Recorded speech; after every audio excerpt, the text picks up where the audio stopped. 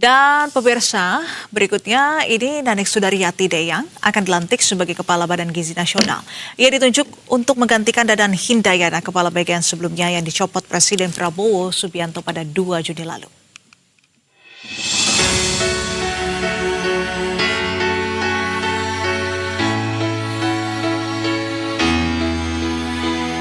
Badan Gizi Nasional resmi punya nakhoda baru. Ia adalah Nani Sudaryati Deyang.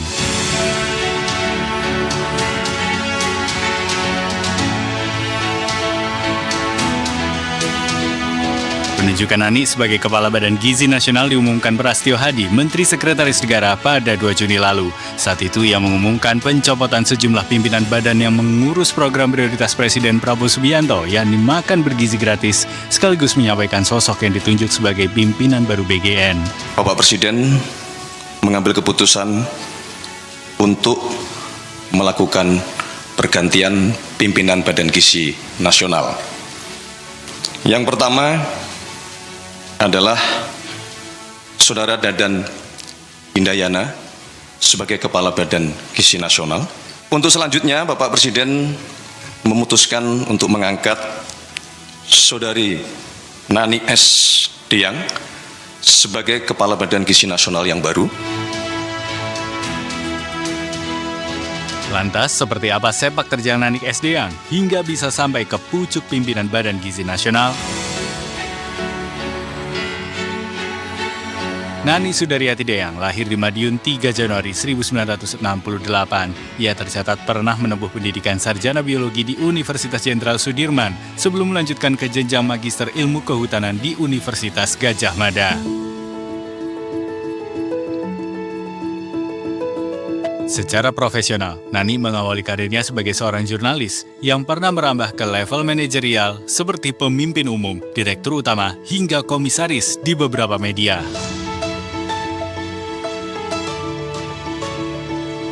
Wanita yang pernah menjadi Wakil Ketua Badan Pemenangan Nasional Koalisi Adil Makmur yang mengusung pasangan Prabowo Subianto Sandiaga Uno pada 2019 ini menjabat sejumlah posisi strategis sejak dimulainya era Kabinet Merah Putih, diawali dengan Wakil Kepala 1 Badan Percepatan Pengentasan Kemiskinan atau BP Taskin sejak 22 Oktober 2024, lalu Komisaris Independen PT Pertamina Persero pada 12 Juni 2025, hingga menjadi Wakil Kepala Badan Gizi Nasional pada 17 September 2025, sekaligus diberhentikan dari BP Taskin. Tak sekadar jadi wakil ketua, Nani punya peran sentral sebagai ketua pelaksana harian tim koordinasi penyelenggaraan program MBG sejak 29 Oktober 2025. Puncaknya, kini ia menjabat sebagai Kepala Badan Gizi Nasional. Pengangkatan Nani S. Deyang sebagai Kepala BGN menandakan tingginya ekspektasi pemerintah terhadap kelancaran dan keberhasilan program makan bergizi gratis. Pengalamannya yang merentang mulai dari media, politik, hingga pemberdayaan masyarakat dinilai sebagai modal kuat untuk memimpin BGN, memastikan program MBG dieksekusi secara tepat sasaran, merata, memenuhi standar gizi terbaik, dan dikelola secara transparan dan berkelanjutan. Tim Liputan, Berita 1. Dan pemirsa, untuk membahas lebih lanjut tentang era BGN bersama dengan Kepala dan Wakil Kepala yang baru, sudah terhubung bersama kami pengamat kebijakan publik Danang Girindra Wardana lewat sambungan virtual. Selamat sore Mas Danang. Selamat sore Mbak. Baik, Mas Danang, langsung saja, apa sebetulnya harapan terbesar dari penunjukan pejabat BGN yang baru? Apakah ada resiko program ini kembali reset atau riset ke titik nol?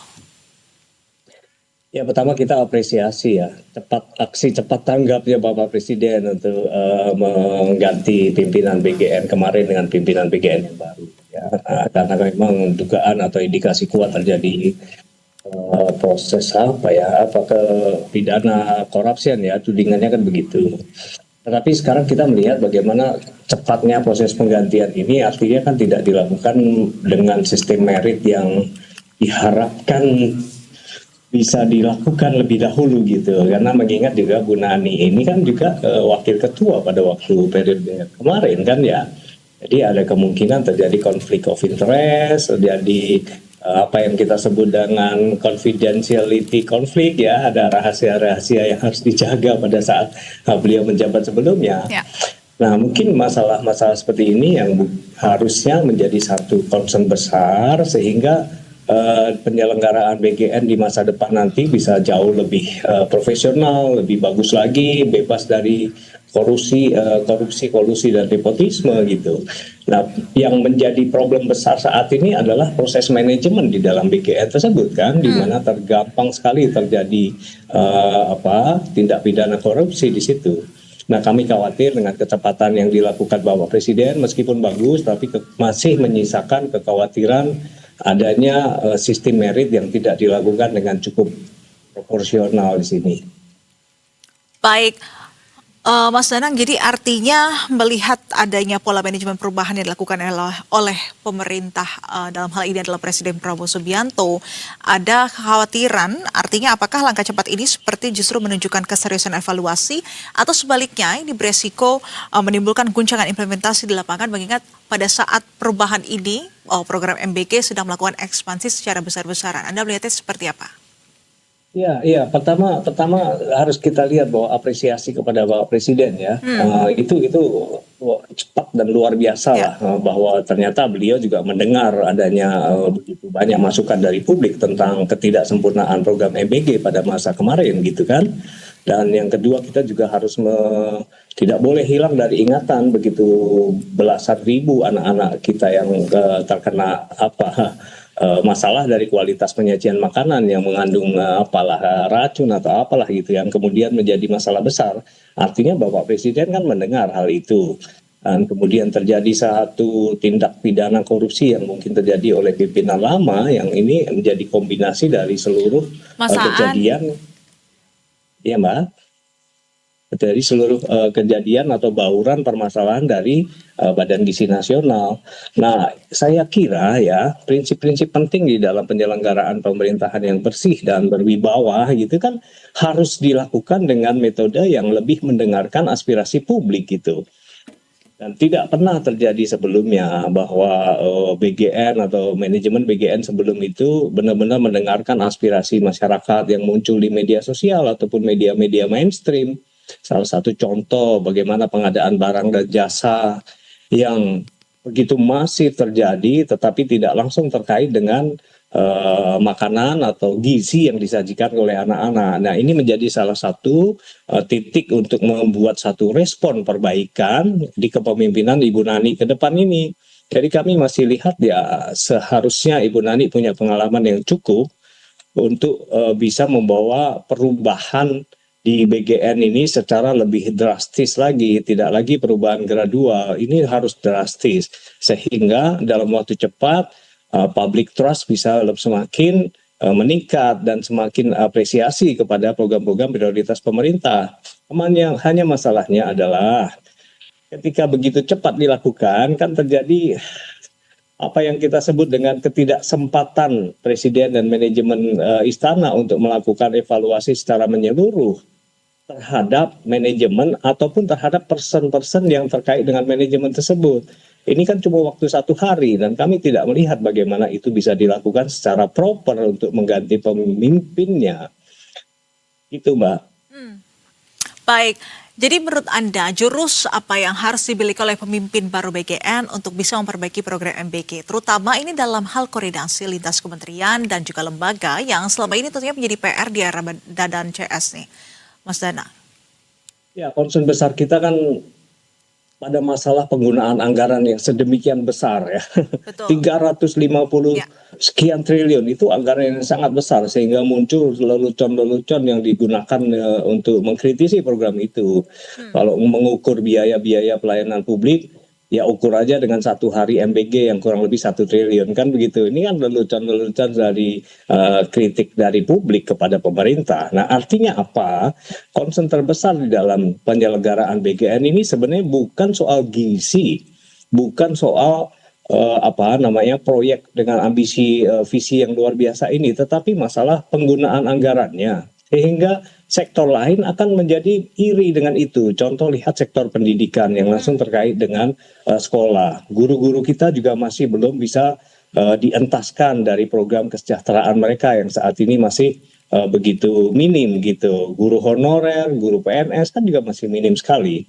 Nah, ini yang harus menjadi satu concern besar untuk perubahan sebuah mekanisme politik anggaran di masa depan. Nah, apakah Bu Nani berwenang untuk sampai ke sana? Saya kira tidak. Tetapi paling tidak Ibu Nani atau pimpinan BGN yang baru nanti mulai memikirkan bagaimana penghematan anggaran dari program MBG ini.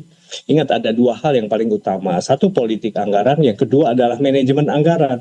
Bagaimana anggaran yang sudah dimasukkan ke dalam program DIPA nasional ini sebesar 350 triliun tidak perlu digunakan sepenuhnya untuk program ini. Masih ada hal-hal lain di layanan publik, kepada guru, kepada para penyuluh sosial, penyuluh pertanian, macam-macam. Itu yang masih membutuhkan banyak anggaran yang saat ini belum terlihat adanya sebuah alokasi anggaran yang cukup memadai ke sana. Nah, artinya kemudian Ibu Nani dan pimpinan berikutnya ini mesti berpikir secara lebih progresif lagi, kan? Bagaimana kemudian mengemas dapur-dapur MBG atau SPPG yang ada di daerah-daerah itu yang selama ini lebih terkesan business oriented, menjadi sebagian juga bisa dibuat menjadi semacam social oriented, non business lah gitu. Baik. Jadi melibatkan stakeholder masyarakat yang tidak terkait dengan bisnis itu menjadi salah satu hal yang penting. Contoh komunitas sekolah, komunitas lingkungan di sekolahan, mereka kan juga bisa melakukan hal itu. Baik, Tetapi sepakat. selama ini kan Pak tidak Danang, diberi kita kesempatan. akan tahan sejenak Pak Danang.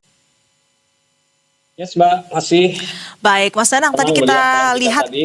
baik, ya, kita lihat komposisi pemimpin baru yang cukup unik karena menggabungkan tiga latar belakang yang berbeda. Nanik Esdeyang ini komunikasi publik dan juga manajemen, Agustina Rumsari penguatan tata kelola dan organisasi, sementara Maijen TNI Trenggono ini pengalaman militer dan operasional lapangan. Ada tiga fokus yang tadi disampaikan oleh Nanik Esdeyang dalam konferensi persnya, ini terkait dengan efisiensi anggaran, kemudian juga refocusing terkait dengan penerima manfaat dan juga fokus untuk pembangunan 3T tanpa menggunakan APBN. Lantas Anda melihatnya, apa saja kemudian critical risk atau resiko kritis dari sisi kebijakan publik yang harus segera diantisipasi oleh kepemimpinan baru BGN agar program ini tidak terjebak dalam masalah maladministrasi, pemborosan anggaran atau juga salah sasaran data?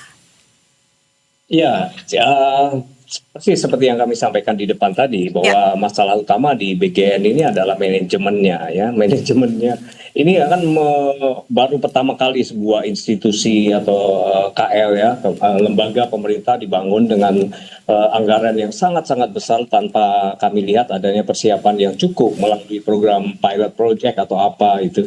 Jadi langsung dilahirkan dengan kapasitas lembaga yang sangat besar dengan kapasitas anggaran yang sangat besar, maka tantangan yang paling utama atau yang disebut dengan critical factornya itu justru di manajemen itu. Saya sepakat sekali dan itu disampaikan juga oleh Ibu Nani pada waktu beliau press conference tadi, kan. Nah, kemudian kita harus memastikan sebagai bagian dari civil society dan saya sebagai pengamat ahli kebijakan publik juga harus melihat apakah apa yang disampaikan Ibu Nani nanti di lapangan bisa terwujud seperti itu. Karena ada tiga hal yang sangat menjadi dasar dari penilaian publik kepada BGN ini. Karena ini program prioritas pemerintah, ya, janji kampanye Pak Presiden gitu. Yaitu pertama terkait dengan distribusi. Ya, distribusi saat ini kan masih terpusat di daerah-daerah yang secara ekonomi relatif kami lihat masyarakatnya ya maju gitu, tidak terlalu terkait dengan masalah-masalah gizi gitu. Tapi konsentrasinya justru ke sana seperti beliau sampaikan tadi, Pulau Jawa menjadi tempat timbunan dapur MBG yang paling besar gitu. Sementara daerah terluar, tertinggal, terbelakang atau 3T itu malah belum tersentuh. Nah, jadi kita lihat misinya lebih mengarah kepada bisnis potensial daripada sebuah social mission atau sebuah kewajiban negara untuk memberikan gizi yang baik kepada anak-anaknya. Nah, tetapi sekarang sedang dipikirkan bagaimana di daerah 3T itu melibatkan kantin sekolah misalnya atau komunitas masyarakat setempat. Dan itu dari dulu kita sudah pernah sampaikan kepada Pak Dadan, ya, bahwa itu menjadi salah satu proses justru prioritas yang utama karena di sanalah kemudian masalah-masalah stunting terjadi, masalah gizi buruk terjadi, masalah ketidakmampuan orang tua untuk memberikan uang saku pada anak-anak terjadi, bukan di daerah-daerah seperti di Jakarta, Bogor yang berjibun dengan dapur-dapur SPPG gitu. Nah, itu salah satu yang menjadi concern besar kita. Yang kedua, masalah penggunaan anggaran, Bu. Jadi anggaran ini yang terlalu besar dengan tanpa pengawasan yang cukup, sehingga kemudian lahirlah kemarin belanja komputer, belanja sepeda motor, belanja kaos kaki, macam-macam yang tidak terlalu terkait dengan penyelenggaraan atau pemenuhan gizi anak-anak. Artinya manajemen internal di dalam BGN ini menjadi salah satu yang harus diperbaiki. Ya. Bagaimana kita berbicara refocusing anggaran sementara masih penggunaan anggaran-anggaran untuk komponen pendukung itu tidak terlalu urgent tetapi justru diprioritaskan. Baik. Nah, yang ketiga ini masalah yang paling penting juga, bagaimana internal BGN itu memiliki semangat anti KKN gitu, semangat anti korupsi. Kita lihat tadi dalam naskah pidato Bapak Presiden kan juga tidak disebutkan ini, hanya disebutkan berjanji akan membangun etika pelayanan yang baik, kedua akan bekerja sebaik-baiknya, tapi tidak disebutkan bahwa berjanji akan tidak melakukan korupsi, kolusi dan nepotisme. Ya. Artinya semangat yang paling utama itu justru tidak digaungkan dalam naskah pidato. Nah, saya kira ini menjadi bagian penting di masa depan agar penyusun naskah pelantikan yang disampaikan oleh Bapak Presiden itu mengandung narasi anti korupsi, anti KKN. Ini menjadi salah satu point factor yang paling utama di masa depan nanti. Baik, Mas Danang, kalau kita melihat ini menjadi pertanyaan terakhir ya, bahwasannya banyak pihak menilai perombakan pimpinan BGN ini harus diukur dari hasil begitu ya, bukan sekedar pergantian pejabat. Lantas menurut Anda, indikator keberhasilan apa yang paling objektif untuk menilai kinerja Nanik SD yang bersama dengan wakil BGN yang baru dilantik ini setidaknya dalam 6 bulan ataupun 1 tahun ke depan? Ya, indikator keberhasilan paling utama adalah membenahi manajemen itu. Manajemen tentu saja harus berpikir tentang result oriented program ya. Result orientednya yang mana? Sesuaikan lagi kepada visi diadakannya Badan Gizi Nasional ini. Visinya memperbaiki gizi anak-anak kita. Nah, anak-anak kita yang mana? Kan harus direfocusing lagi terkait dengan wilayah, terkait dengan strata kemampuan ekonomi, terkait dengan jangkauan distribusi yang memungkinkan. Nah, itu yang harus menjadi salah satu indikator paling utama. Yang kedua, apakah kemudian dengan perbaikan gizi yang diselenggarakan oleh dapur-dapur MBG ini bisa benar-benar meningkatkan kualitas kecerdasan anak atau kualitas fisik anak-anak didik kita. Nah, ini kan harus ada ukurannya. Misalnya stunting berkurang, kapasitas kognitif mereka secara akademis juga semakin membaik. Nah, ukuran-ukuran ini pasti menjadi bagian dari proses evaluasi manajemen MBG atau BGN di masa depan. Nah, yang ketiga yang cukup penting juga adalah bagaimana akuntabilitas penggunaan anggaran BGN yang saat ini begitu besar, paling besar di antara seluruh KL Pemda yang ada di Indonesia. Nah, akuntabilitas ini harus menjadi salah satu tolok ukur keberhasilan. Jangan sampai terjadi lagi praktek-praktek KKN yang kemudian mengorbankan keuangan negara secara masif seperti yang terjadi sebelumnya. Dan kasihan tuh sisi lain dari para pemangku kebijakan publik, misalnya teman-teman dari guru honorer yang saat ini malah tidak tersentuh dengan program-program insentif dari pemerintah. Betul.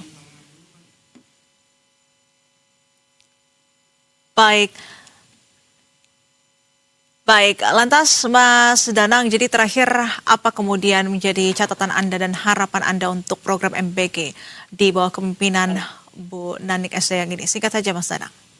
Ya, Bu Nani ini harus menjadi orang yang cukup tipis kuping. Beliau harus mendengar suara publik, dengarkan bagaimana publik mengeluhkan atau memberikan harapan atau memberikan sanjungan ya.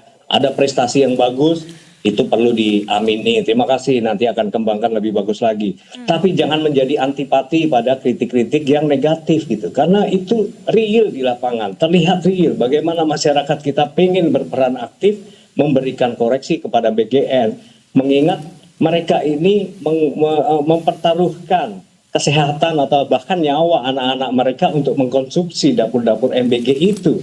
Nah, artinya pejabat kita boleh tipis kuping saat ini, dengarkan benar-benar, Baik. jangan asal Bapak senang aja atau jangan asal Ibu senang juga, tapi Betul. benar-benar dengarkanlah. Kritik-kritik itu membangun, Ya. akan membuat Ibu dan jajaran pimpinan BGN nanti berkinerja lebih baik, berprestasi lebih baik, dan benar-benar bisa mengamanatkan visi yang ditetapkan oleh Bapak Presiden. Baik, publik tentu berharap ya dengan adanya pergantian ini berdampak pada peningkatan kualitas dan juga tata kelola program MBG ke depannya. Terima kasih atas wawasan dan juga pendapatnya pengamat kebijakan publik Danang Girindra Wardana lewat sambungan virtual bersama kami sore hari ini. Selamat kembali beraktivitas, Mas Danang, salam sehat. Terima kasih.